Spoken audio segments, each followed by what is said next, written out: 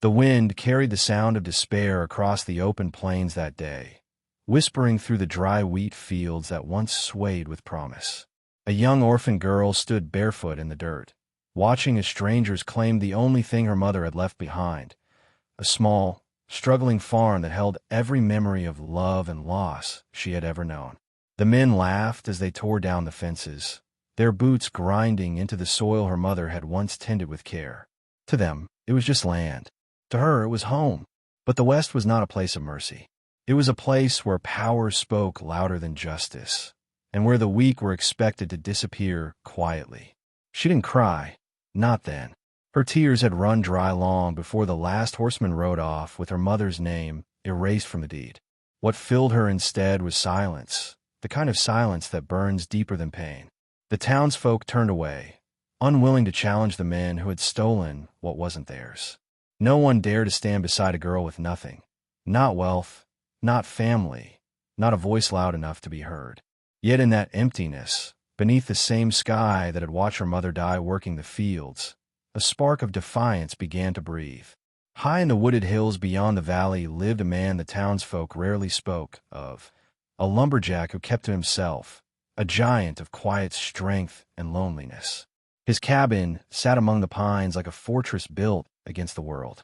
They called him Cursed, a man haunted by loss, one who wanted nothing to do with people or their cruelty.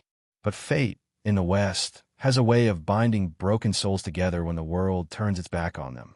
When the girl wandered into those woods, barefoot and trembling, she carried more than sorrow. She carried the weight of injustice, the hunger for someone, anyone, to see her pain and not turn away. The lumberjack saw her not as a burden, but as a reminder of the humanity he had buried beneath years of silence.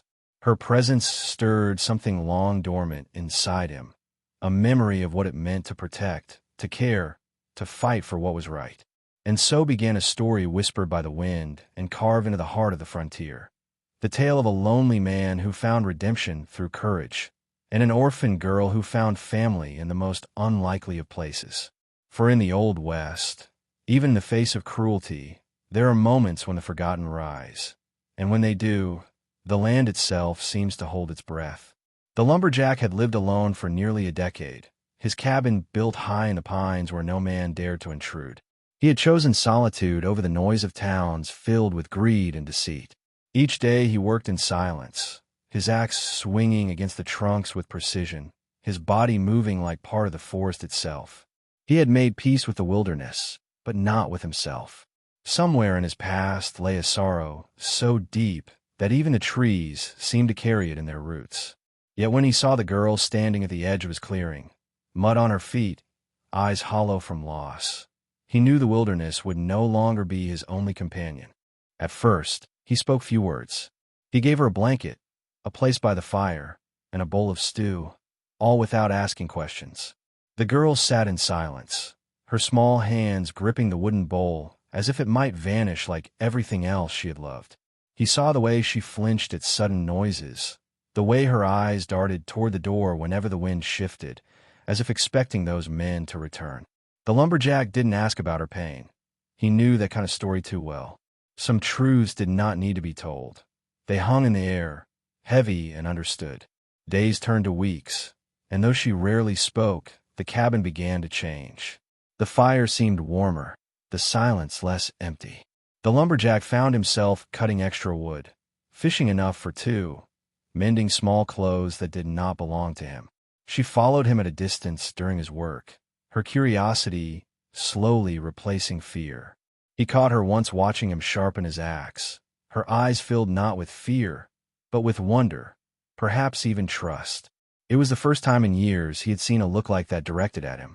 Still, the shadows of the past clung to them both. One night, as a storm raged outside, the girl woke screaming. She cried out for her mother, clutching the blanket to her chest. The lumberjack froze, his heart pounding with a pain he thought he'd buried forever. He approached slowly, his voice low, steady, like the rhythm of the rain. "You're safe here," he whispered. The words came awkwardly, but they carried truth. In that small cabin, under the roar of thunder, something unspoken shifted between them, a fragile bond forming from two shattered souls. But peace, in the West, is a fleeting guest. News of the farm's theft spread, and greed has long ears. The men who had stolen her mother's land heard whispers of a strange pair in the hills, a lonely giant and a girl who refused to vanish. And for men who built their lives on cruelty, unfinished business was a dangerous thing to leave behind.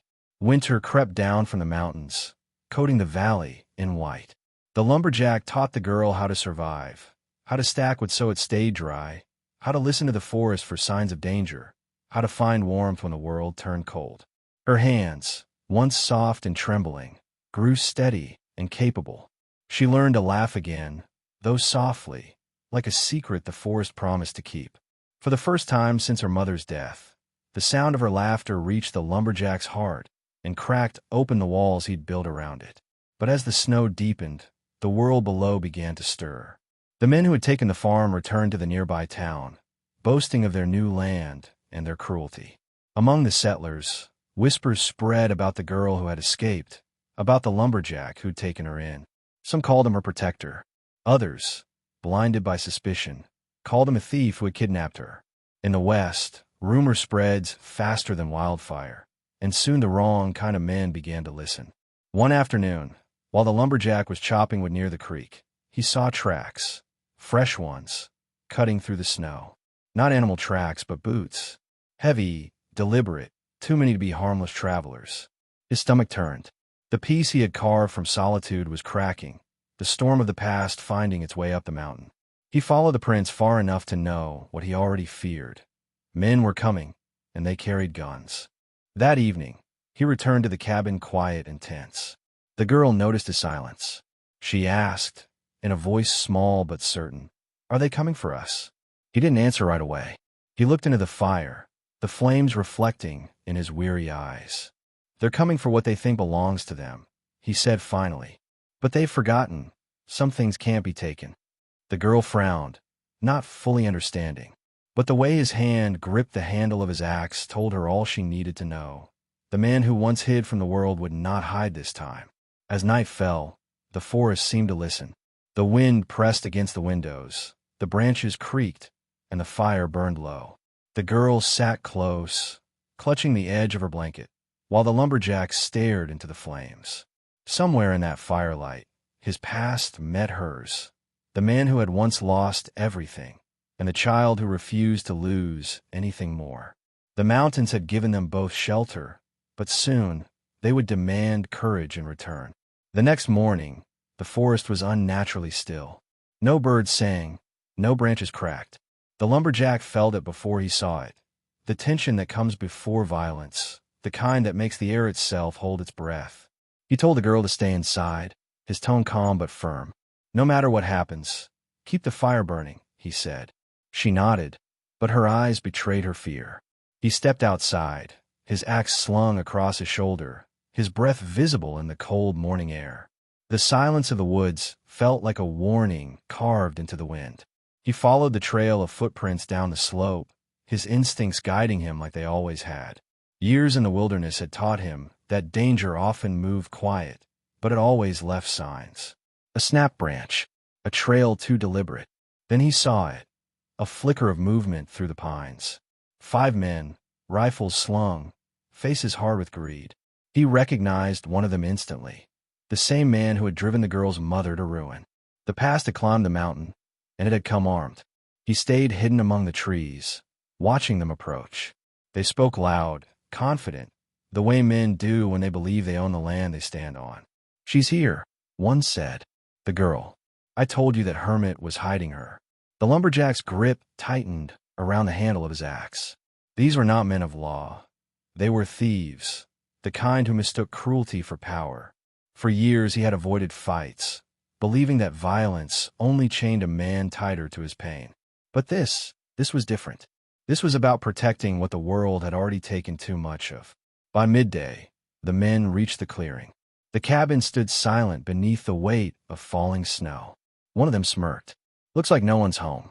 He took a step toward the door, and froze as the crunch of boots echoed behind him. The lumberjack emerged from the tree lean, his silhouette broad against the pale light, his voice low and steady. You've come far enough. The men turned, startled by the quiet authority in his tone. For a moment, no one spoke. The forest itself seemed to listen. The leader spat into the snow, his smirk returning. We're just here for the girl. She belongs to us. The lumberjack's jaw tensed. No one belongs to men like you. The words were calm, but beneath them burned a fury as old as the West itself, the kind that rises only when a man decides he has nothing left to fear. The standoff stretched long and cold. Snowflakes drifted through the air, settling on rifle barrels and thick coats. The men laughed, mistaking the lumberjack's silence for hesitation. You think you can stop all of us? The leader jeered. You're one man with an axe. The lumberjack took a step forward, his voice even. That's one more man than you'll ever be. The insult hung in the air, cutting deeper than steel. The men's laughter died as quickly as it had come. From inside the cabin, the girl watched through the crack of the door. Her heart raced, her breath short and trembling. She wanted to scream, to tell him to run, but something in his stance stopped her. He wasn't running anymore. The same man who had chosen isolation, who had buried himself in the quiet of the mountains, now stood as a wall between cruelty and innocence. It was as if the forest itself had chosen to rise through him. The leader motioned for his men to move. Take him down. But before the first rifle lifted, the lumberjack threw his axe, not in blind rage, but with the precision of a man who'd lived by his own strength for too long to miss. The blade struck the nearest man's shoulder, sending him crashing into the snow with a cry. The other stumbled back, startled by the speed of it. The lumberjack moved forward, grabbing the fallen rifle, his motions swift and deliberate. Gunfire erupted. The forest thundered with echoing shots, but the lumberjack used the trees like shields, every move measured, every breath calm. Years of solitude had trained him to read the land, to move where others couldn't. The girl pressed her hands to her ears as the shots rang out, tears streaking down her face. She whispered his name, not in fear, but in prayer. When the noise finally ceased, only the wind remained. The clearing was littered with the echoes of violence, the snow now stained with the price of cruelty. The lumberjack stood among the fallen, his chest heaving, his eyes cold with a sorrow deeper than victory. Behind him, the door of the cabin creaked open. The girl stepped out, barefoot in the snow, her small hand reaching for his. He turned toward her, and in that moment, the West seemed to exhale. For every wound it gives, it also offers a chance for redemption. And sometimes, redemption wears the face of a man who refuses to let the innocent fall again. The forest was quiet again, but not peaceful. Smoke drifted faintly from the cabin's chimney, mingling with the pale breath of dawn. The lumberjack stood motionless, his axe buried deep in the snow, his eyes fixed on the horizon. The fight had ended, but the weight of what had happened pressed against his chest like an old wound reopening. He had sworn never to take another life after the war that had driven him into these mountains. Yet fate had forced his hand, not for vengeance, but for protection. And in the silence that followed, he wondered if the land itself had demanded blood to set something right. The girl stepped closer, her voice soft but steady. "Are they gone?" she asked. He looked down at her, the question heavy with fear and hope. "They're gone," he said, his tone low. "And they won't come back." She nodded, but her eyes lingered on the snow behind him, where shadows of the fight still marked the earth. She was too young to understand the cost of such safety, but old enough to feel the pain that came with it. Over the next days, the cabin became a place of quiet healing. The girl cooked by the fire while the lumberjack worked to rebuild what the fight had damaged. Neither spoke much, but their silence was no longer empty. It was shared, like a promise made without words. Each night, she sat beside him, her head resting against his arm as the flames flickered low. For the first time, the lumberjack realized the loneliness that had once defined his life was gone. The forest had given him someone to protect, and in doing so, had given him back his purpose. But the West never lets a story end quietly. Word of the fight spread down into the towns below, twisted by fear and envy. Some called the lumberjack a murderer. Others whispered that he had stood against injustice when no one else dared. Men who thrived on gossip carried tales faster than the wind, and soon bounty riders began to take interest in the hermit who had spilled blood to defend a girl. The lumberjack knew trouble was coming again. The difference now was that he had something worth facing it for. One evening, as the sun dipped behind the pines, he handed the girl a small wooden charm, carved from the same oak he used to build his home. "Your mother's land may be gone," he said, "but not her spirit. It's here in you, and as long as you carry that, no one could steal it." The girl clutched it tight, tears welling in her eyes. In that moment, he saw her mother's strength shining through her, fierce and unbroken. It was then he realized something powerful. Sometimes the West doesn't choose heroes. It simply calls upon those who refuse to let the innocent be forgotten. The days grew longer as spring thawed the snow. The valley came alive again, the rivers rushing with new life, the pines whispering in the wind. But even as the world healed, a quiet tension lingered. The lumberjack often paused in his work to scan the ridges, listening for the distant echo of hooves. He knew the men who thrived on greed rarely stayed quiet for long. The West had taught him that peace was always borrowed, never owned. The girl, now stronger, began to walk the forest trails with him, learning the rhythm of the land. She carried her mother's spirit like a flame, small but impossible to extinguish. When they reached the ridge overlooking the valley, she often pointed toward the faint outline of her mother's farm in the distance. "Will it ever be ours again?" she would ask. The lumberjack would look at her, his eyes soft beneath the weight of years.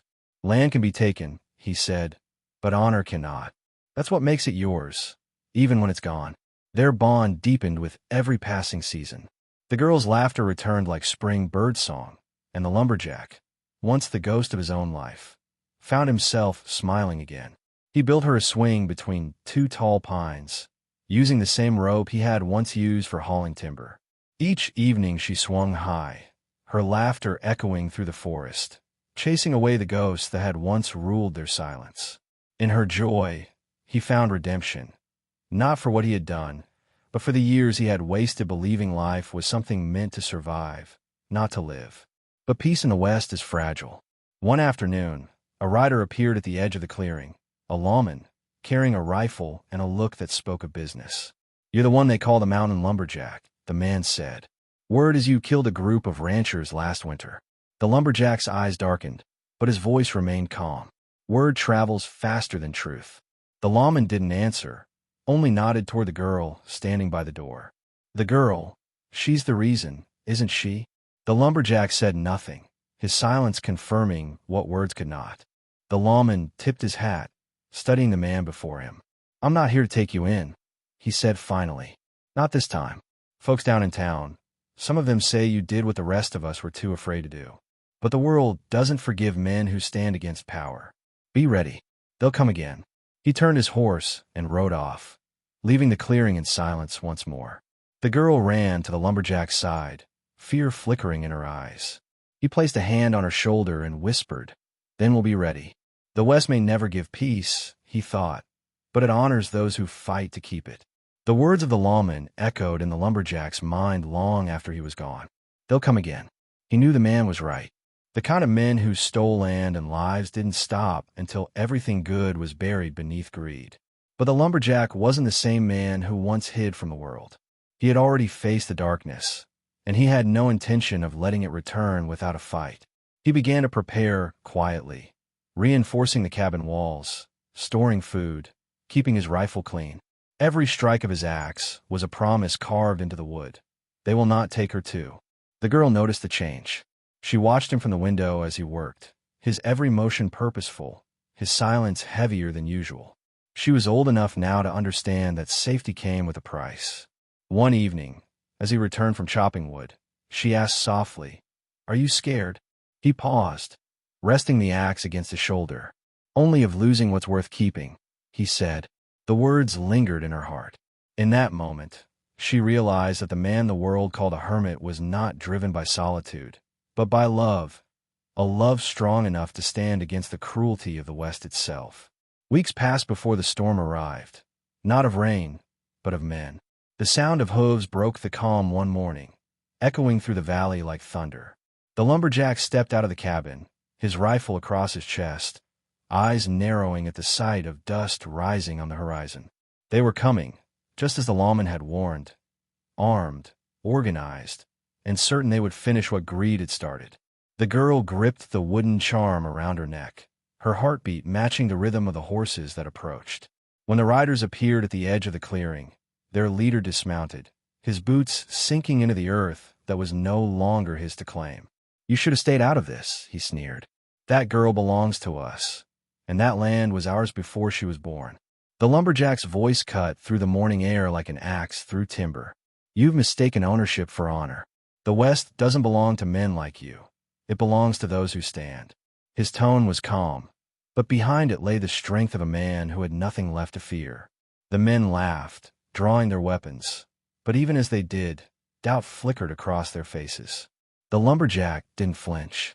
He stepped forward, the barrel of his rifle steady, his boots sinking into the snow. The forest seemed to hold its breath once more. It was the same as before, the stillness before the storm. But this time, he wasn't fighting for survival. He was fighting for something greater, for a child's future, for the memory of a mother's love, for the soul of a land that refused to bow to cruelty. The battle erupted with the fury of the frontier itself. Gunfire shattered the silence, sending echoes through the pines. The girl crouched inside, clutching her charm, her heart pounding like a drum. Through the cracks in the cabin walls, she could see flashes of light and hear the roar of men shouting. But amidst the chaos, there was one sound that rose above the rest, the steady, thunderous rhythm of the lumberjack's defiance. He fought like a man born from the mountain, every movement deliberate, every shot precise. Years of solitude had trained him to read the land, to move where others stumbled. He used the trees, the snow, and the shadows to his advantage, vanishing and striking again like the forest itself had come alive to defend its own. Each man who came for blood met the cold justice of a world that punished greed without mercy. But no victory in the West comes without sacrifice. A stray bullet shattered the window of the cabin, striking the doorframe just inches from the girl's head. She screamed, the sound cutting through the chaos. The lumberjack turned instantly, his body moving before thought. He ran through the storm of bullets, the world narrowing to one thing: her. The moment he reached the door, another shot rang out. Pain exploded in his shoulder, but he pushed forward, slamming the door shut behind him, shielding her with his body. Blood darkened his sleeve, but his eyes stayed fixed on hers. "It's all right," he said, his breath ragged. "You're safe." She shook her head, tears streaming down her face. "You can't fight them all." He smiled faintly, his voice breaking. "I don't need to. I just have to make them remember what a free heart looks like." The words burned in her memory, a truth that would outlive both the battle and the men who fought it. Outside, the riders began to retreat, broken by a force they couldn't understand. They had come for land and power, but found something far stronger: conviction. The West had always belonged to those willing to bleed for what was right. As the final shots faded into the distance, the girl pressed her hand against the lumberjack's wound, whispering through her tears, "You kept your promise." He nodded, his voice faint but resolute. "And you'll keep it after me." The mountains, once cold and silent, seemed to hum with the echo of his words. The storm had ended, but its memory would linger forever in the heart of the valley. The snow fell quietly after the battle, blanketing the clearing in silence. The girl sat by the fire, her small hands pressed against the lumberjack's wound, trying to stop the bleeding. His face was pale but calm, his breath slow and steady. Outside, the forest stood still, as if the land itself was paying respect to what had been done. The men who had come with greed in their hearts now lay scattered in the valley below, their cruelty buried under the same snow that covered the blood of the man who had stood against them. The lumberjack opened his eyes, his voice a whisper rough as gravel.